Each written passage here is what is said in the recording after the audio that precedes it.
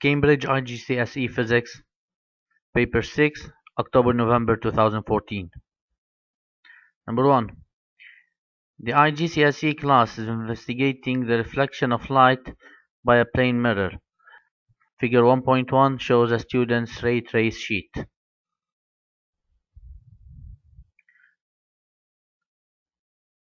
Part A. On figure 1.1, draw the normal to the center of the mirror.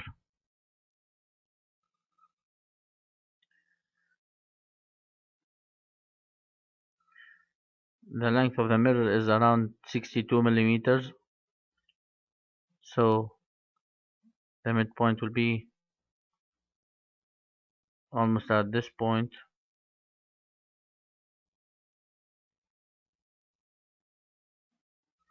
In the middle.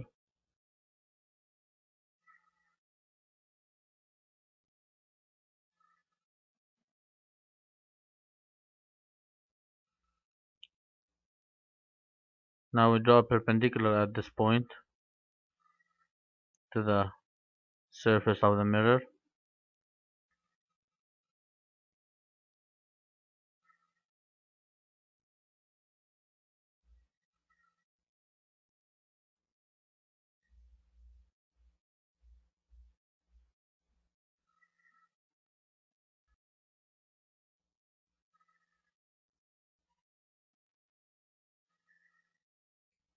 So this is the normal here.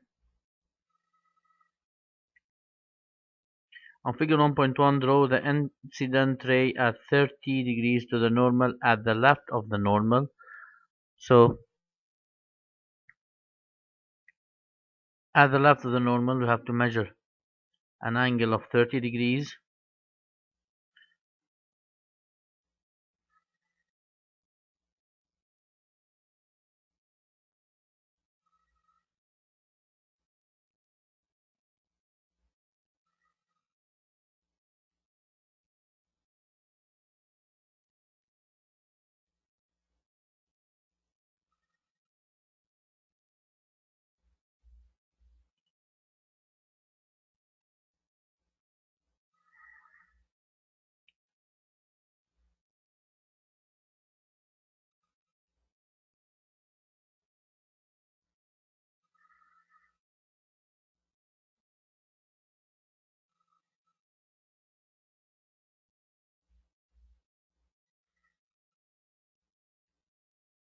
And now trace the line from this point, entering at 30 degrees.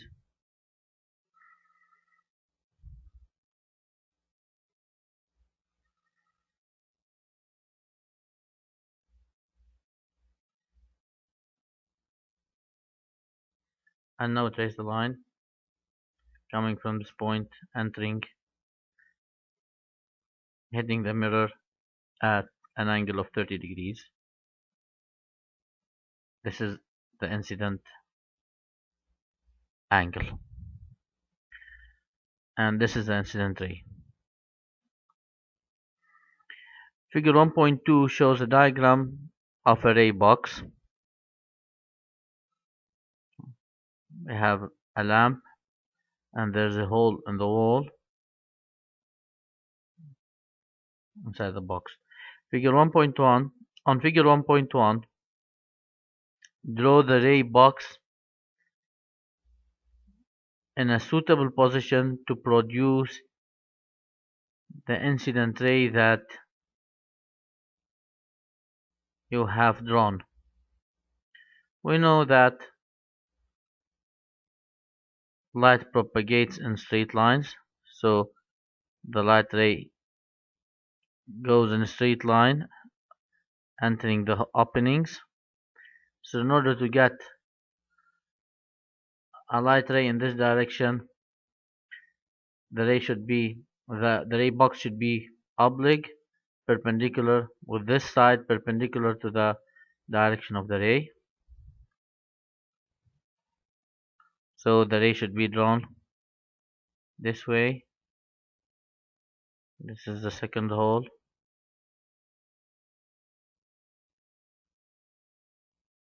And the lamp should be here.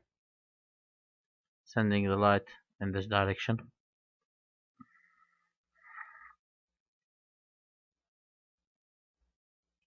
D. On figure 1.1, draw the reflected ray in the position you would expect it to be using the incident ray that you have drawn. Of course, the reflected angle should be equal to the incident angle. So we measure also an angle of 30 degrees.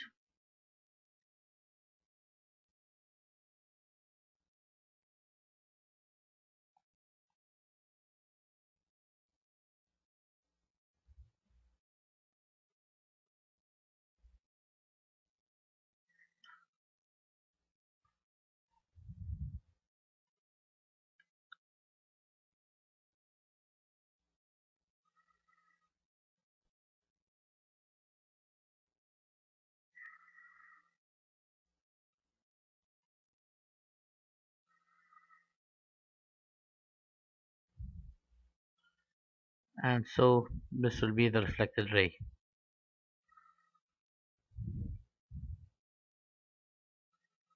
at an angle of 30 degrees as well.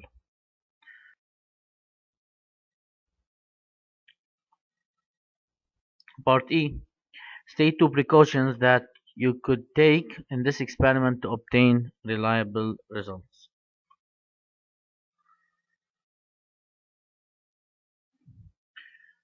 When working with optics, of course, to obtain a clear light ray, we should work in a dark room.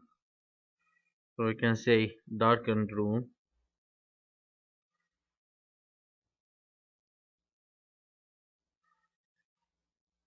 Or brighter light ray, or more focused. We can also say mark rays at the center edge of the beam. We can also better use a sharp pencil to determine the direction of incident and reflected rays. And we can also make a thin ray.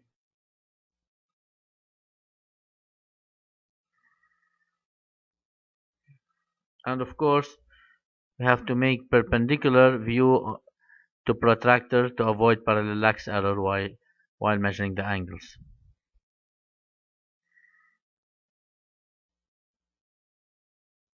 Sharp pencil. Any two are enough. Question number 2. The IGCSE class is investigating the cooling of hot water under different conditions. Figures 2.1 and 2.2 show the apparatus used.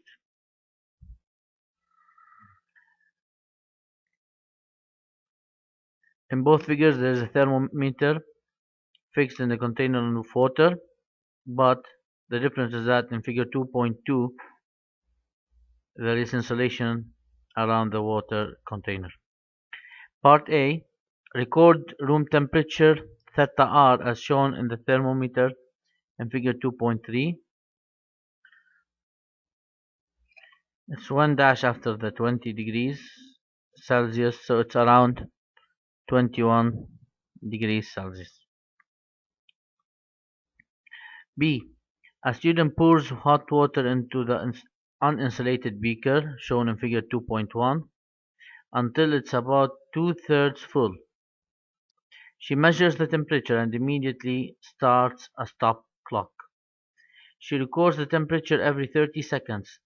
She repeats the procedure using the insulated beaker as shown in figure 2.2.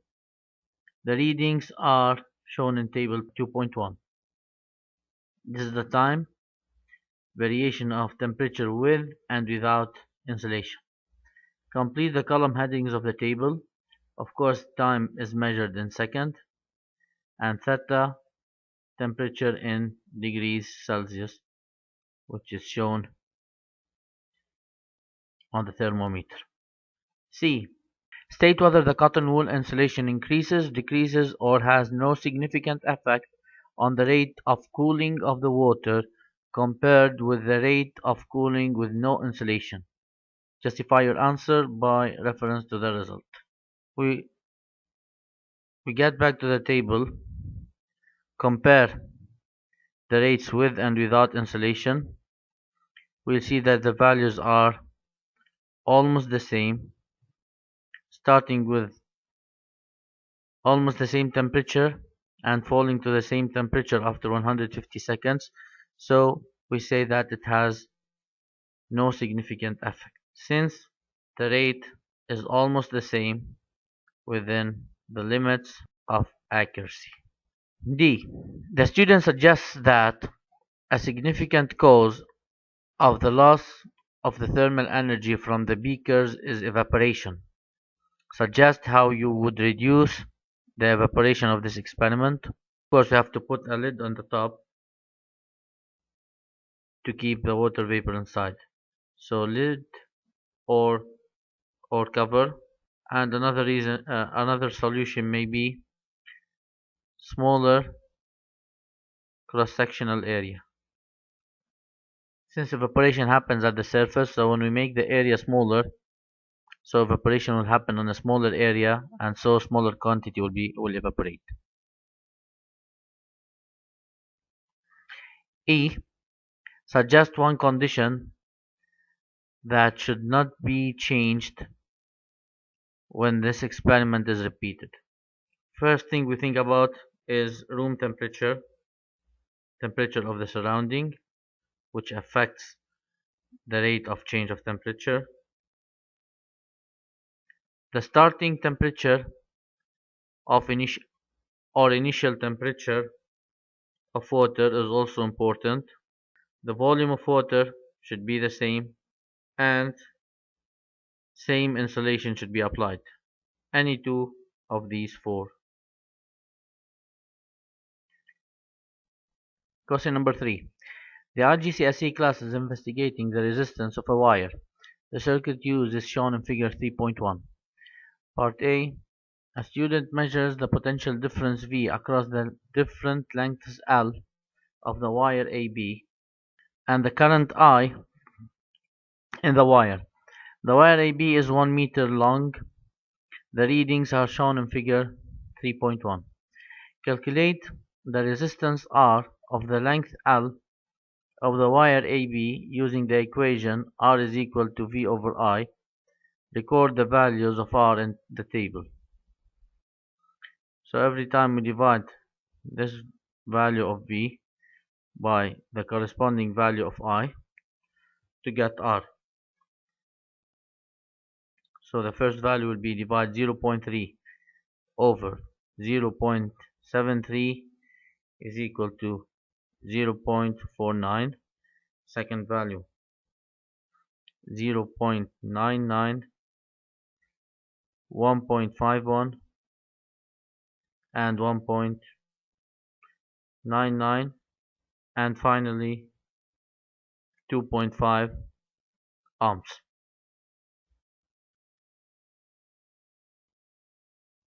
Part B.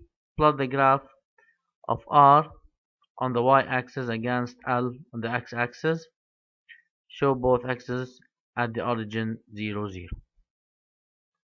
Start with the first point. L is equal to 10. R is equal to 0.49. L is on the x-axis.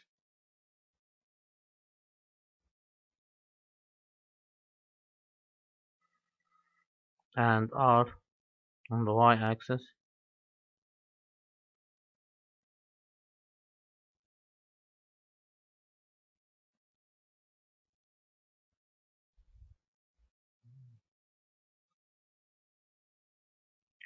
L is from 10 to 50 centimeters, so the maximum value should be 50.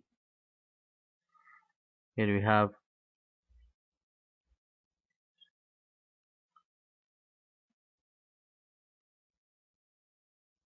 we can make each one small square as 1 centimeter.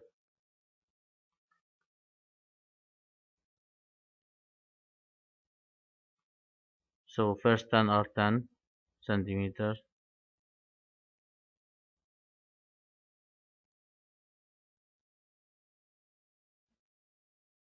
Then 20. then count 10 again,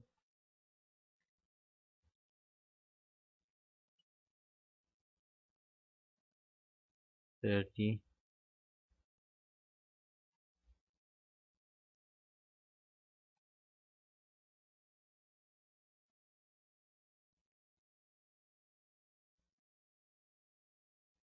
40,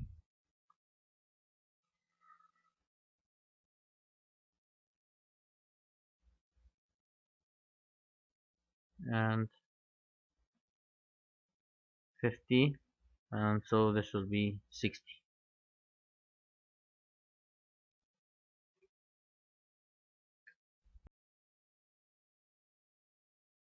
The values we got for are 0.49, 0.99, 1.5, 1.99, and 2.5. So the range is up to 2.5. The number of small squares we have is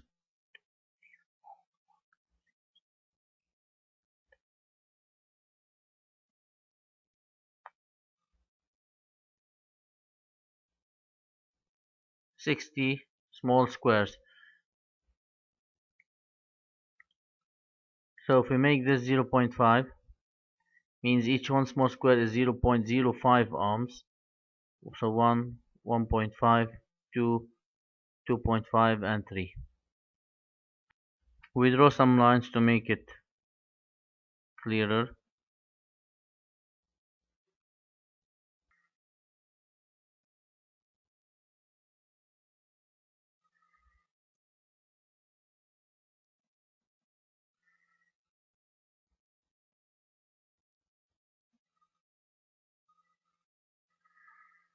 We add some vertical lines also.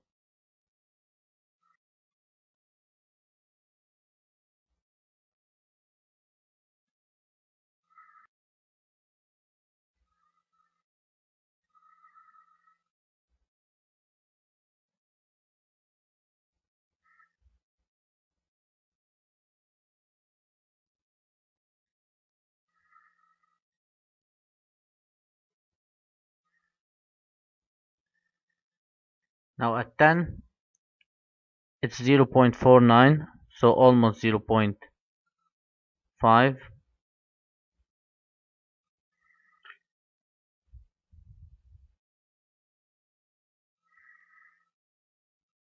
At 20, it's 0.99, almost 1.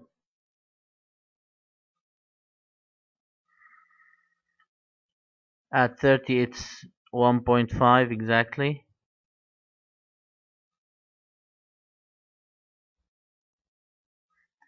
At 40, it's 1.99, almost 2. And at 50, it's 2.5.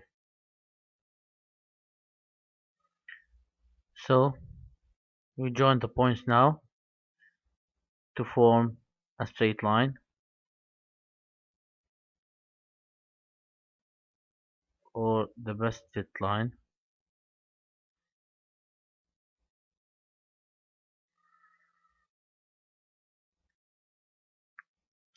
C. State whether your graph shows that the resistance R is proportional to the length L. Justify your answer by reference to the graph.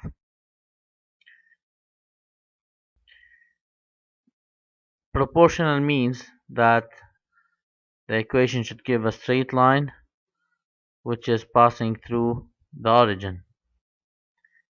And yes, it is justified over here. The equation represents a straight line that passes through the origin.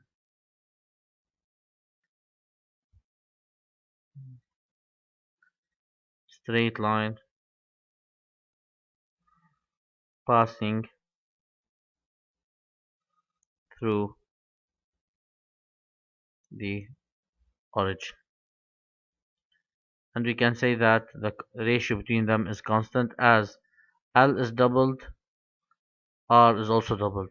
So 10, 0.5, 20, 1, 30, 1.5. Always divide the variation of L over the variation of R, you get the same ratio. 10 over 0.5 is 20, 20 over 1 is 20, 30 over 1.5 is 20, and so on, which means that they are proportional. D. Suggest how you could further test your statement in C using the same apparatus. We can make more measurements, so more L, and of course we'll get more R because they are proportional. So we have to use an apparatus with greater value of L or greater length. So take additional readings with greater values of the length L. Number 4. The IGCSE class is determining the magnification of an image produced by a length. The apparatus is shown in figure 4.1.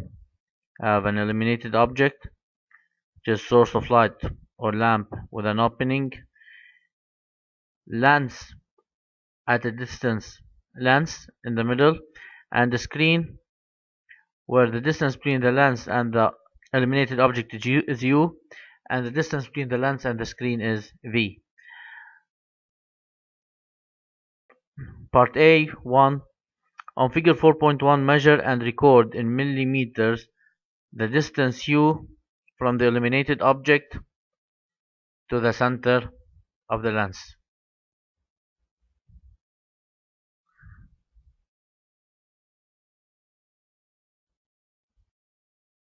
So we fix the 0 on the line representing the illuminated object, and we read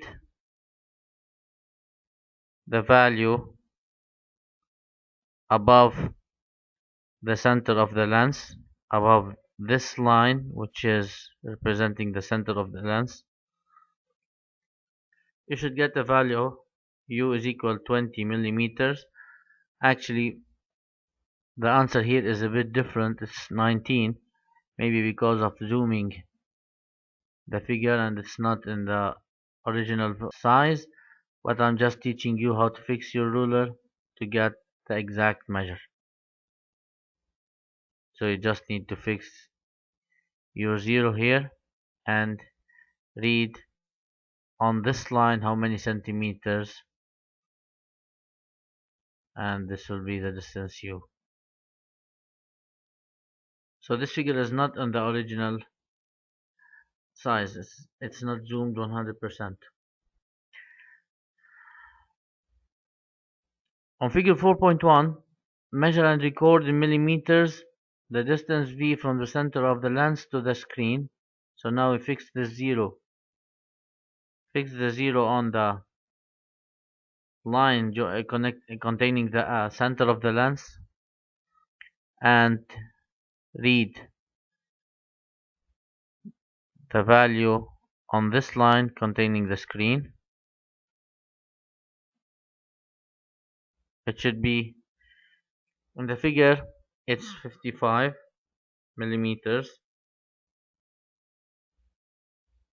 but I refer to the mark scheme, but just I'm giving you the method to measure it.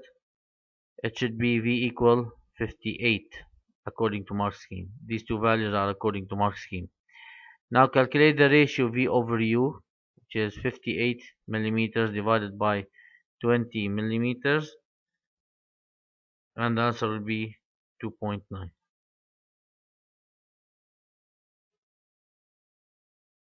See, the diagram is drawn to 1/10 of the actual size.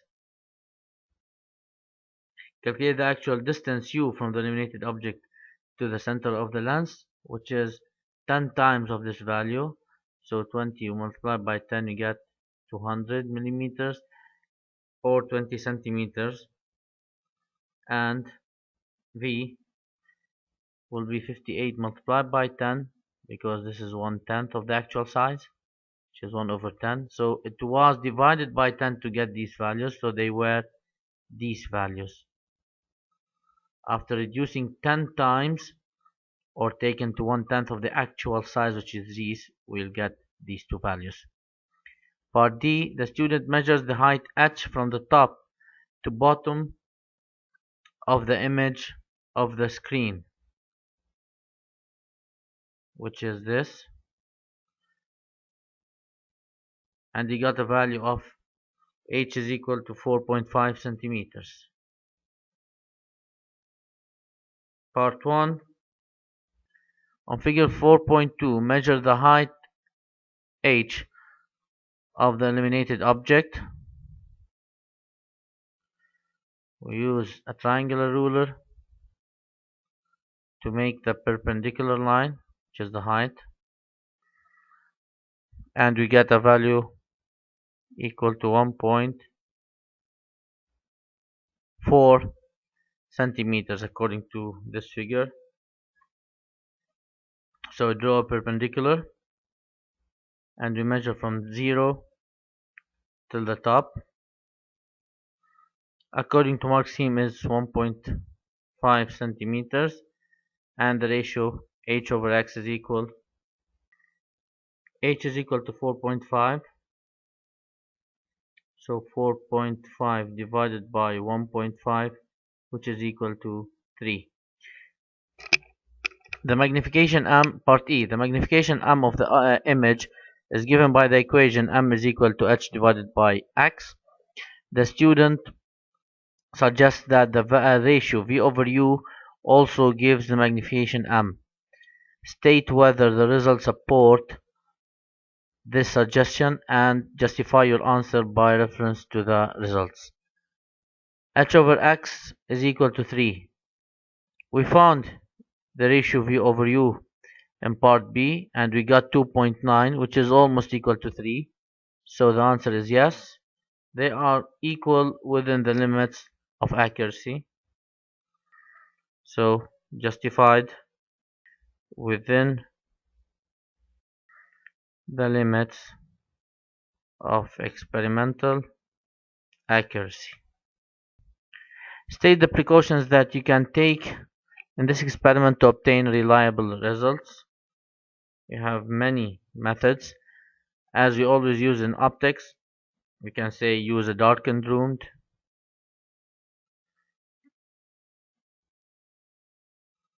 Could be a method which we used in a previous question. We can say place the meter rule on bench.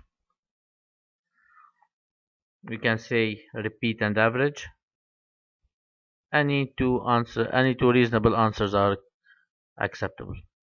G.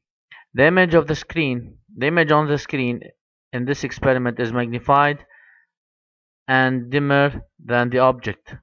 State one difference that you would expect to see between the image and the illuminated object. Since it's collected on a screen, so it is real and the image is inverted. Suggest one precaution that you would take in this experiment in order to focus the image as clearly as possible. Darkened room can be also used as precaution. Moving the lens and the object on the bench back and forth in order to focus the image. This is another solution. Finally, number 5. An IGCSE student is taking measurement of a drink cup. Carry out the following instructions referring to the figure 5.1. On figure 5.1, measure the height h of the cup. So we use a ruler, and also according to my figure it's around 9 centimeters. We fix the 0 at this end of the arrow and read the value at the other end of the arrow. According to mark scheme, it is 9.5 centimeters. Now, number 2. On figure 5.1, measure the diameter dt of the top of the cup. Also, we put the 0 on the first end of the arrow, and we read on the second end. According to mark scheme, dt is equal to 7.2 centimeters. We got almost 7. And dv is around 4.5 centimeters. Calculate the average diameter dA is equal dt, which is 7.2, plus dB, which is 4.5, divided by 2, and we get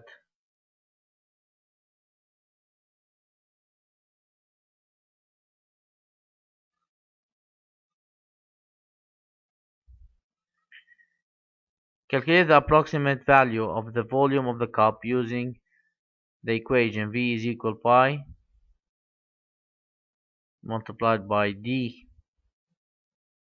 squared, which means 5.9 squared, multiplied by the height h, which is 9.5 over 4. The answer will be rounded to 260 centimeters cubed. The student determines the average circumference of the cup using a 50 centimeters length of string and a meter rule. Figure 5.2 shows how the student used the string to determine the average circumference. Determine how you would use the string to obtain a more reliable value of the average circumference. To obtain the average circumference, we should measure up and down and find the average between them. So the first mark is for saying measure the circumference at top and bottom, and second mark is for writing, instead of making one revolution only, make as much as possible and divide the length obtained by the number of turns we make. So make more than one loop and divide by their number. Divide the length obtained by the number of loops.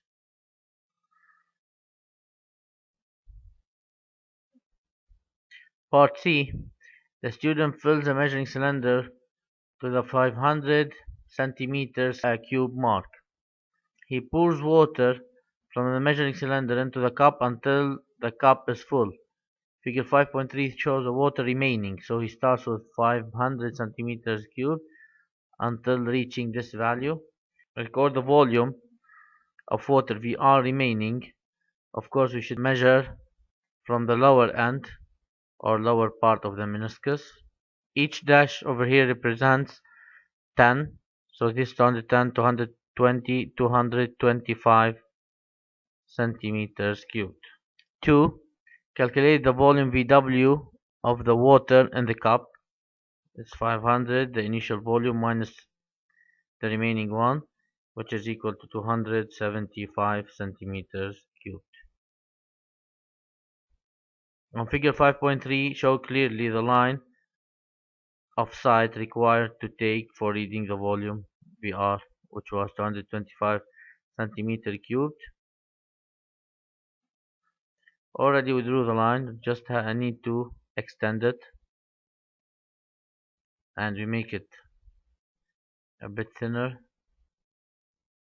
in order to be more accurate. And this is the line of sight. It should be touching the meniscus from the lower part, not from the upper part.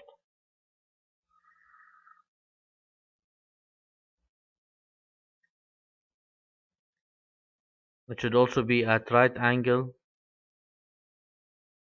with the cylinder, perpendicular to its edges.